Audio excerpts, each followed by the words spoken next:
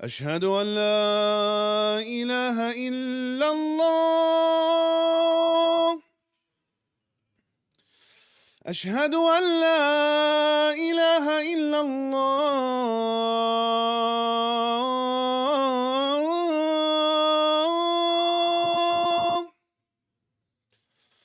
أشهد أن محمدًا رسول الله.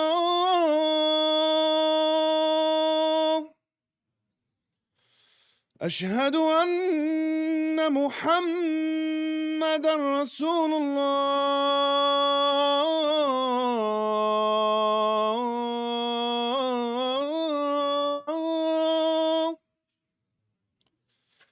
حي على الصلاة.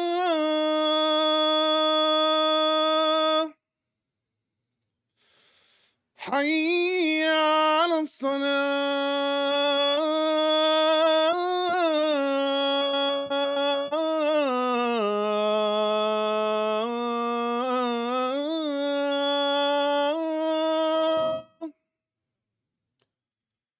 حي على الفلاح.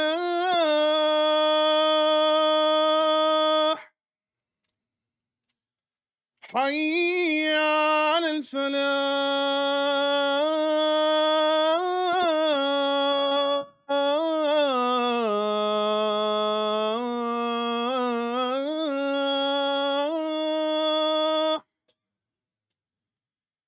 الله أكبر الله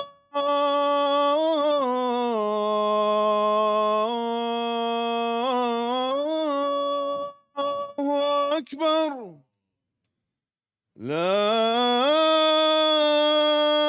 إله إلا الله.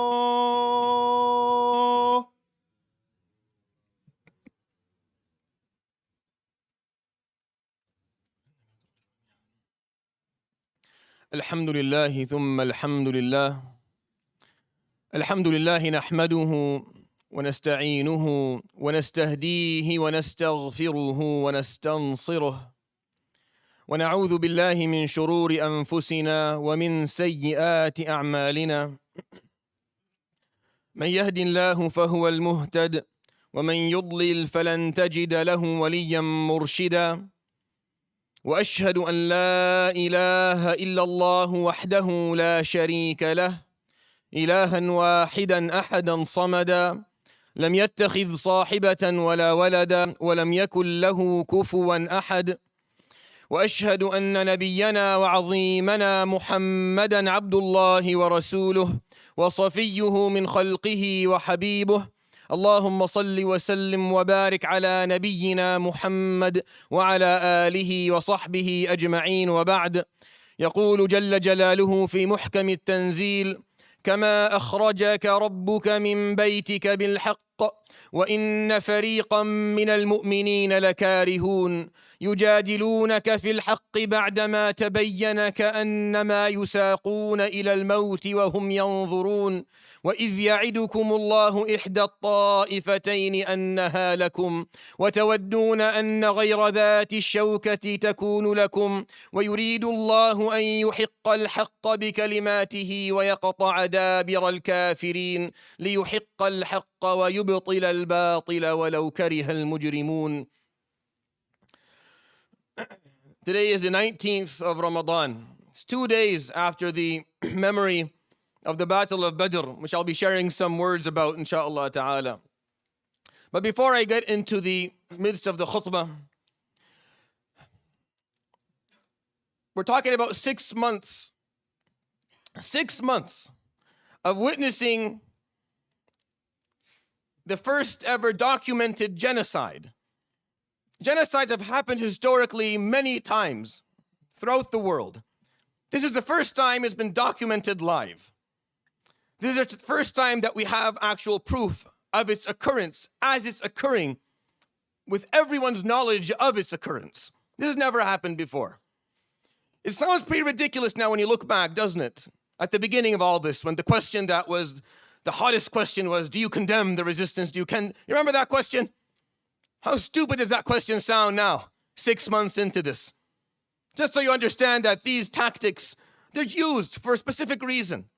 To keep people, you see, if you give people the illusion that the range of acceptable opinion, acceptable discussion is between A and B, then they'll likely believe that. And they'll keep their discussions between A and B. All you have to do is just reinforce that you can't go beyond this by stating ridiculous questions as the one that we had to deal with at the beginning of all this.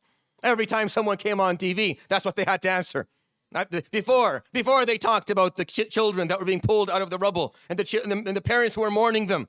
And the start of it, before we talked about that, before we talked about hospitals being bombed and doctors being murdered inside of the OR rooms, before we talked about that, we had to answer this question. I think as Muslims at this point, it's safe to say that we will never, ever forget what happened over the course of these 6 months. We will never forget this. At least I know I will never forget this. I will live and die 100 times. I'll never forget. And I lived through war. And I saw my country destroyed. And I was kicked out of it. And I watched it fall. And that's a pain that unless you went through, you cannot understand. Meaning it's not something I can have a discussion with you about, because if you didn't go through it specifically, if you didn't watch your country crumble and be destroyed in front of you and stolen, and you and your legacy removed from it almost forever, then it's a pain that I don't know you can properly understand. But everyone sitting here today comes from a legacy of that. Why did we come here? Why are you here? Look around you. Look at the diversity of the people around you. Why are people here? Why do they come and live here? You think if their countries were functional, you think if their countries had some degree of justice, some degree of human rights, if there was some degree of dignity, that people would be here and they would choose to stay here? The answer is an unequivocally no. Of course not. People don't leave their countries, don't leave their homeland unless they have no choice. We are here because of all of that.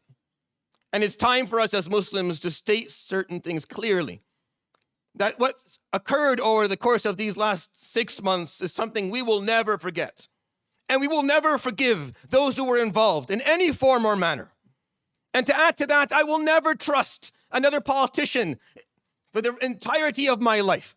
For a politician to gain my trust, the amount of work that that person has to put in for me to even consider maybe trusting him is something I don't think most politicians are willing to do, because it's rare you run into a politician who actually has some degree of integrity and actually lives by any ethical code whatsoever. And we will never stop. We will never stop fighting for reform and justice. That's a decision that you must make. And I can't think of a better time to make it than just about now. Throughout the whole year, there's really no better time for you to make a decision than just around this time of the year. Just as we enter those last 10 nights of Ramadan. But it's something that I believe every Muslim has to take a step back and think about. Think about how they've lived their lives up to this moment and ask themselves, how do I want to live myself? How do I want to live my life afterwards? What changes are going to be introduced into my lifestyle, into my routine, into my mentality and understanding, to my perspectives and worldviews after Ramadan, to prevent something like this from ever happening again? And it's hard to say that when it's still happening. How many of us believed that 6 months into this, we would still be talking about this issue? I for one, didn't. I'm naive, but I, for one, didn't think it would go on this long. I didn't think that anyone would have the audacity to bury 33,000 people under the rubble of their own homes.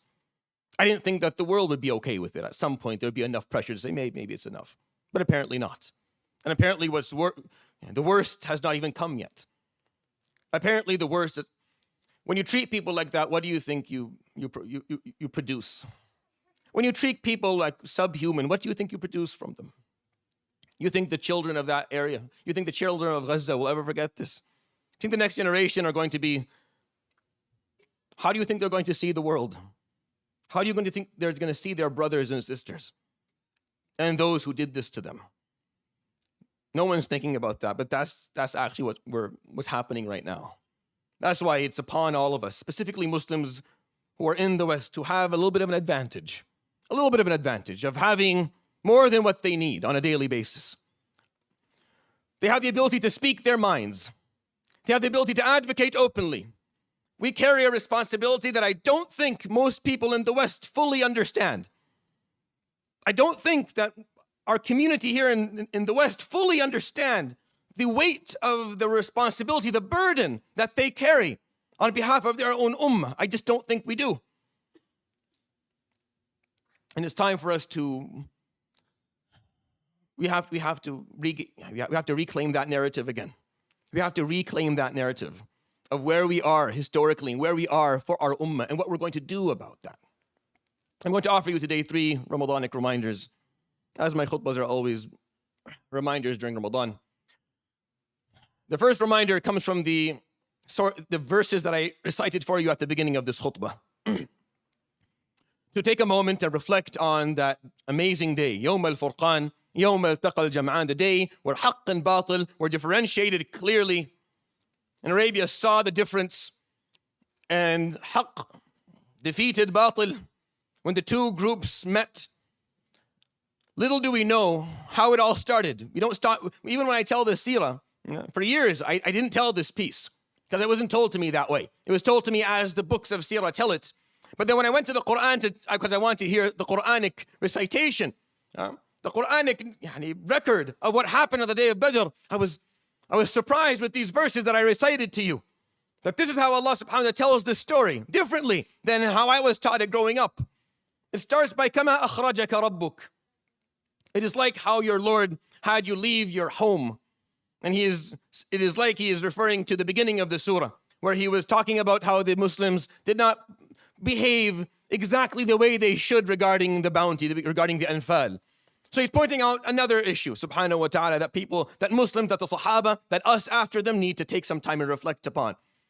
أخرجك ربك من بيتك بالحق. Your Lord had you leave your house بالحق, in pursuit of righteousness, for the claim of righteousness, for truth. وَإِنَّ فَرِيقًا مِّنَ الْمُؤْمِنِينَ لَكَارِهُونَ. And there was a group of believers, not of hypocrites, not of munafiqeen, no, of mu'mineen, of established mu'mineen. You see, you enter Islam, you're Muslim. Mu'min is a higher level. You have to really internalize what the teachings are. So not anyone gets to be called that. But in this ayah, Allah subhanahu wa ta'ala establishes that, no, it's the mu'mineen, the people who are established Muslims. They are not hypocrites. They are not people who are evil. They're not people who lack commitment. No, they are committed Muslims. But a group of them, indeed, lakarihun, they were not in favor of this pursuit. See, the Prophet ﷺ knew about the caravan of Abu Sufyan coming down from Damascus towards Mecca. And he knew where it was going to pass. And he knew that the wealth that they used for that caravan specifically did not belong to him, nor to the people of Quraysh. It belonged to the Muslims. It was taken away from the Muslims as they immigrated from Mecca to Medina. The homes that they left behind, they sold. Their possessions they left behind, they took, and then they used it for their own purposes. So the Prophet ﷺ kept tabs on that. And he waited until they sent a caravan with trade to trade it. And on the way back, he told them we should go and get what is ours, what is rightfully ours. A lot of the believers, they weren't in favor. Why? يُجَادِلُونَكَ فِي الْحَقِّ. They're arguing with you about whether it's worth or not worth to pursue their rights. Whether it was worth or not worth to pursue that which is righteous. بعدما تبين, after it became clear, كأنما يساقون إلى الموت وهم ينظرون. After it became clear that some of them felt that they were being marched towards their deaths. That's how some of them saw this. They saw this as if you're marching us towards our death. To go and mess with Quraysh, you don't mess with Quraysh. Mess with anyone, but not with them. They have way too much support. They have the biggest army. They have the most resources. They have allies everywhere. Why? We don't need money. Ya Rasulullah, you taught us that money is not important. Allah subhanahu wa ta'ala abdarana khayran minha. Allah subhanahu wa ta'ala has given us better than the money that was taken away from us. Our possessions, we never cared for them to begin with. Now we have more here in Medina with you, sallallahu alayhi wa sallam. We have more with you than we would ever imagine. We don't care about that wealth. وَإِذْ يَعِدُكُمُ اللَّهُ إِحْدَى الطَّائِفَتَيْنِ أَنَّهَا لَكُمْ. And Allah subhanahu wa ta'ala, when he promised that one of two things would happen, either you get the caravan or you would go into battle with Quraysh and you would have victory. وَتَوَدُّونَ أَنَّ غَيْرَ ذَاتِ الشَّوْكَةِ تَكُونُ لَكُمْ. And you're hoping, and what you really wanted is just the caravan. You didn't want ذَاتِ الشَّوْكَةِ. ذَاتِ الشَّوْكَةِ means the one with the tip, with the sharp tip. the shawka. And he's referring to war here because it's harmful, it's painful. The Muslims, they didn't want to war, and they should.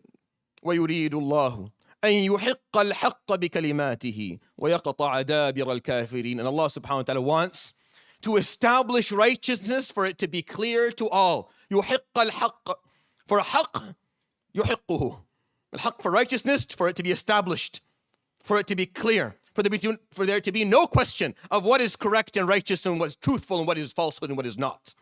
وَيَقْطَعَ دَابِرَ الْكَافِرِينَ. And for the disbelievers and their enemies to find their demise. لِيُحِقَّ الْحَقَّ. For righteousness to be established. وَيُبْطِلَ الْبَاطِلَ. And falsehood to be exposed to what it is. وَلَوْ كَرِهَ الْمُجْرِمُونَ. Even if the criminals don't like it. Take these verses and count the number of times he said the word haqq within these verses. كَمَا أَخْرَجَكَ رَبُّكَ مِنْ بَيْتِكَ بِالْحَقِّ يُجَادِلُونَكَ فِي الْحَقِّ يُرِيدُ اللَّهُ أَنْ يُحِقَّ الْحَقِّ لِيُحِقَّ الْحَقِّ. 6 times in 3 or 4 verses. Because they were arguing with him, well, we don't need the money. It has nothing to do with the money. Who said this had anything to do with the money? I don't want the money. These are your rights. There's a mazlama that occurred. There was an act of oppression that occurred, an act of persecution, and that has to be rectified. That has to be corrected. You don't want the wealth? Fine. Go get what is yours, and then give it back to them. Hand it back, gift it back to them. Here, you want the money? Take the money. But I'll take what is mine because it's mine, because it's my right, and because I don't stand back, I don't stand down when it comes to someone trampling over my rights and the rights of people. When people are oppressed, you have to make a point of refusing to ever accept that oppression. It doesn't matter how many years pass. It doesn't matter if it's 100 years or 1,000 years or 1,000,000 years. It doesn't make a difference. An act of oppression occurred, and that act of oppression has to be pointed out day in and day out by every Muslim. This is not just acts of oppression that occur upon Muslims. It's generic. It's for all. We refuse it. It has nothing to do with money. They thought for a moment that let's go back, get back our wealth. They're all like, we don't need wealth. Why do we care about it? It's not about the wealth. It's about haqq. It's about standing by haqq and refusing batil. That's what this is about. It was never about money, ever. But it took them a little bit to understand that the Sahaba got tunnel vision for a moment. For a moment in time, they got tunnel vision, thought this was about the caravan. It wasn't about the caravan. It's about the fact that you were oppressed. And for you to forgive when you're oppressed, that is not forgiveness. There's nothing positive about that. When you're oppressed and persecuted, to forgive your oppressor and persecutor, that's not brave. That's cowardly. There's nothing impressive about that. Forgive when you have your haqq in your hand. When you reclaim what is yours, you can go ahead and you can give it back. You can gift it back to whomever it is that took it away from you if you care not for the wealth itself. That's the lesson of Badr. That is the lesson of the Battle of Badr. That's what this Quran at least wants us to learn from it. When I tell you the story, we talk about all of the courageous human beings who stood their ground and those who fell on the day of Badr and all these beautiful stories. It takes a couple of weeks for me to tell the story in Sirah. But this piece here is how it began. This is what Allah subhanahu wa ta'ala says. Listen to this. Listen, this is it. It's haqq. That's why it's called Yawm al-Furqan, the day that haqq and batil were differentiated. Because it was about you speaking up for what is correct. To speak out for righteousness. This is an extremely important principle and value for us as Muslims. And we have to take it today and apply it on our reality. And the haqq and the huquq of the Palestinian people. It's not just their huquq. It's the huquq of all Muslims across the globe. There are huquq for people within the Muslim world that have been trampled upon for the last 100 years. All across it. Look at every country. Take every Muslim country. Almost every Muslim country. Every country that has a majority of Muslims, there are huquq that are trampled upon.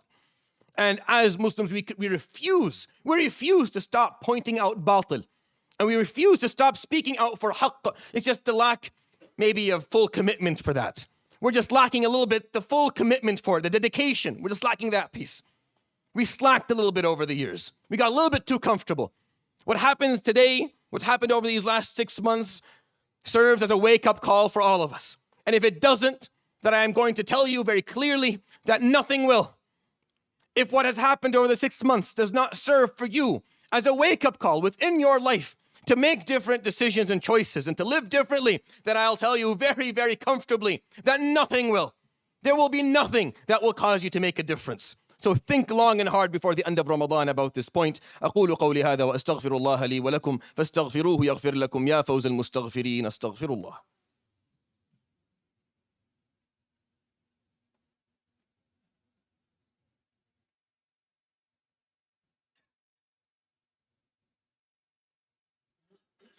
الحمد لله وحده وصلى الله وسلم وبارك على من لا نبي بعده وعلى آله وصحبه ومن اتبع نهجه ووفى عهده.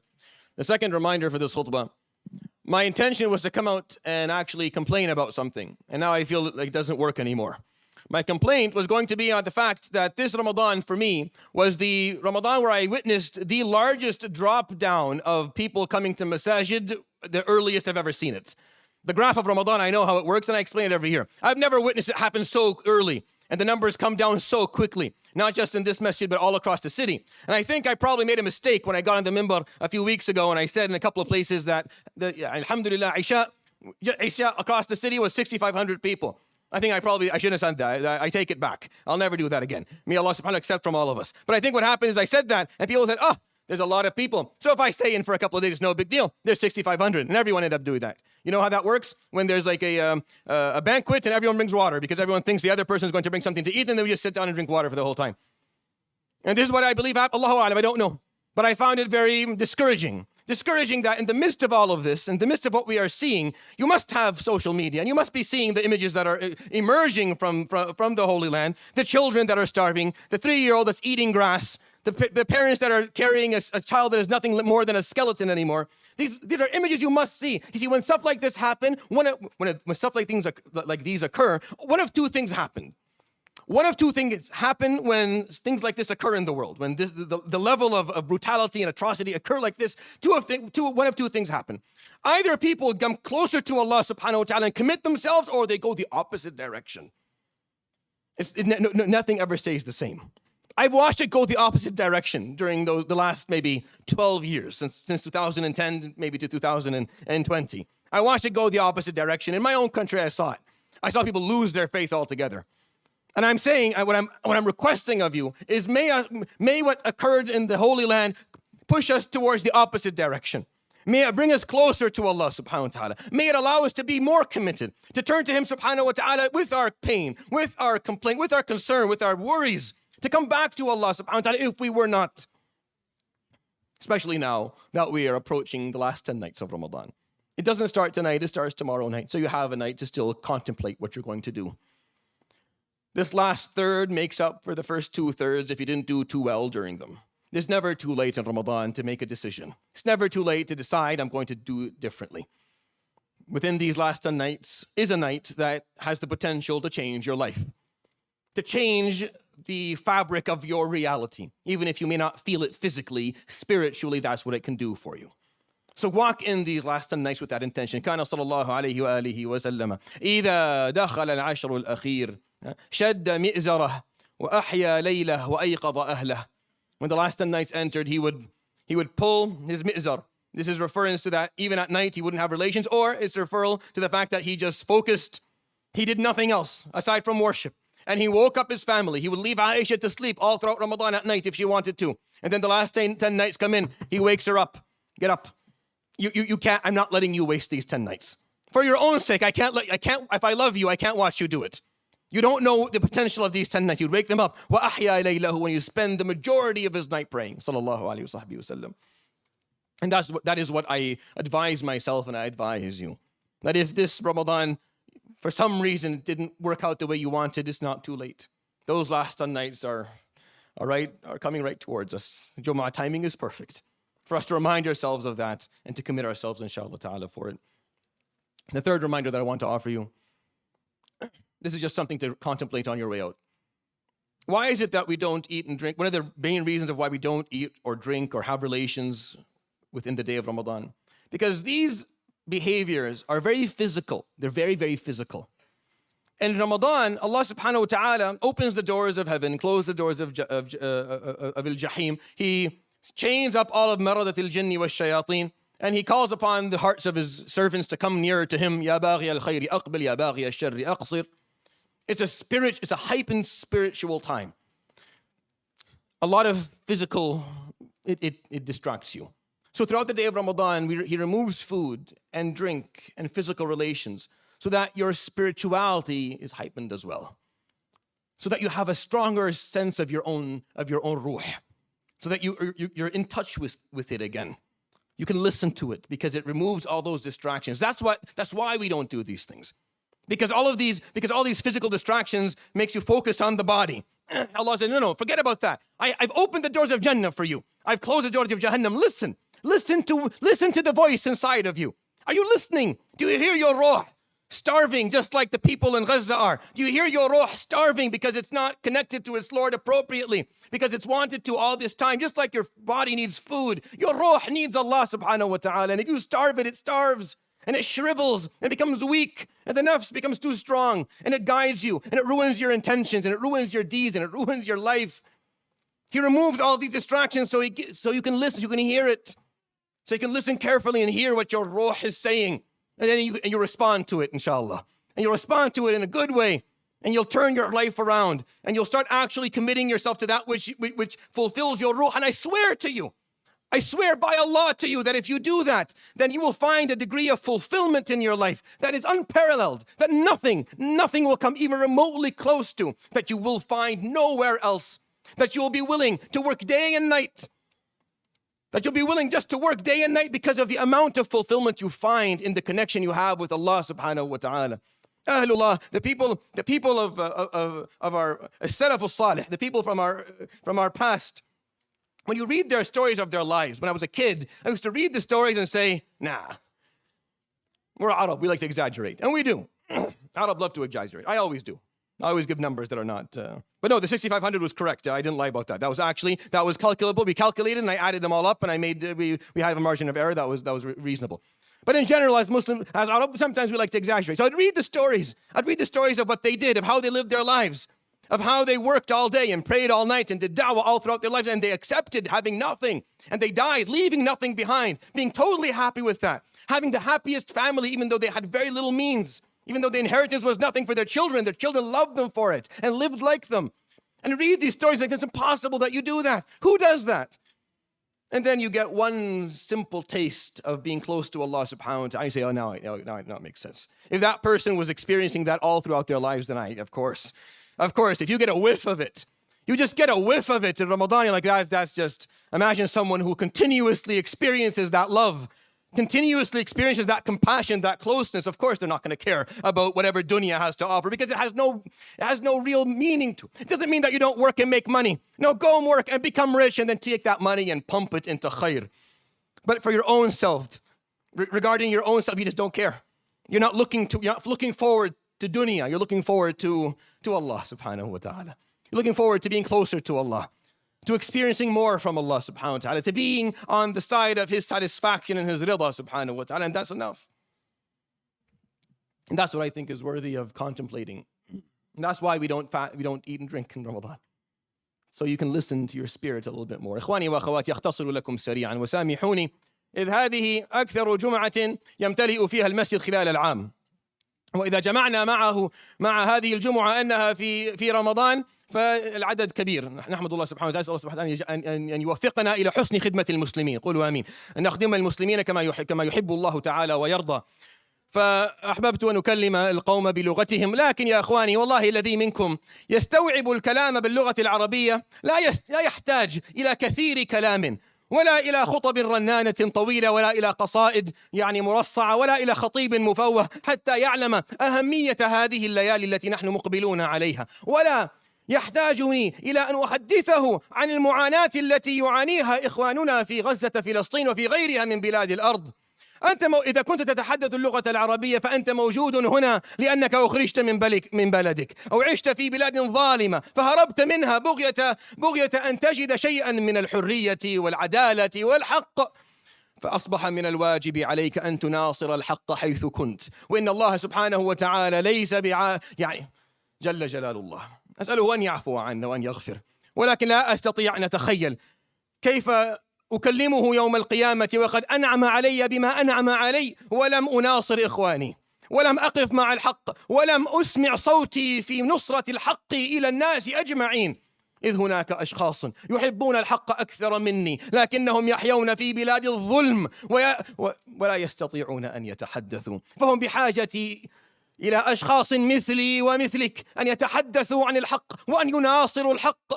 فيا إخواني، حبذا لو أجمعنا نياتنا قبل دخول العشر الأخير على تغيير مسار حيواتنا، وعلى توجيه قلوبنا إلى الله، وعلى توجيه حياتنا إلى الله على صراطه المستقيم، وقوفا مع الحق كما فعل الرعيل الأول مع رسول الله صلى الله عليه وآله وسلم يوم بدر، يوم الملحمة الكبرى، صلى الله عليه وآله وصحبه وسلم.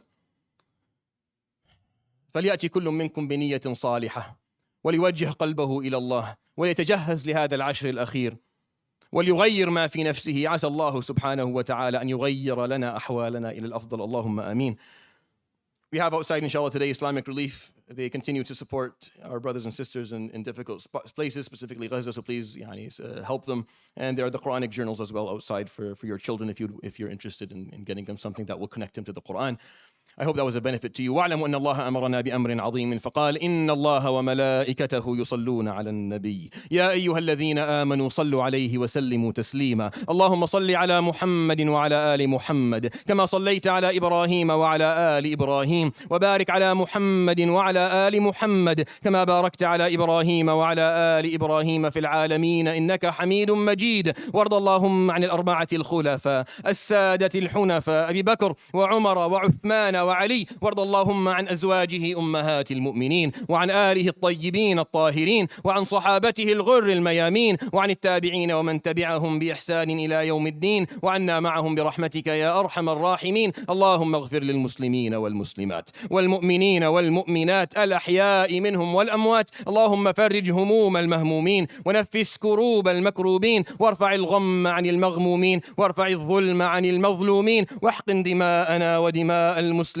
اللهم فرج عن إخواننا المستضعفين في كل مكان، اللهم فرج عنهم في غزة فلسطين وفي السودان وفي كشمير وفي غيرها من بلاد الأرض يا رب العالمين. اللهم فرج همومهم ونفس كروبهم واحقن دماءهم وتول أمورهم واستر عوراتهم وآمن روعاتهم. اللهم رد المسجد الأقصى إلى رحاب المسلمين، أخرج الصهاينة منه أذلة صاغرين. اللهم لا ترفع لهم في الأرض راية واجعلهم لمن خلفهم عبرة وآية، وارزقنا أجمعين فيه صلاة قبل الممات يا رب العالمين. اللهم ردنا إليك وإلى دينك ردا جميلا، وتب علينا اللهم من جميع ذنوبنا توبة نصوحا، طهرنا بها قلبا وجسدا وروحا. اللهم بلغنا أجمعين ليلة القدر، واكتب لنا فيها الثواب والأجر، واكتبنا فيها من عتقائك من النار يا أرحم الراحمين. ولا حول ولا قوة إلا بالله العلي العظيم. عباد الله، إن الله يأمر بالعدل والإحسان وإيتاء ذي القربى وينهى عن الفحشاء والمنكر والبغي يعظكم لعلكم تذكرون. أقم الصلاة.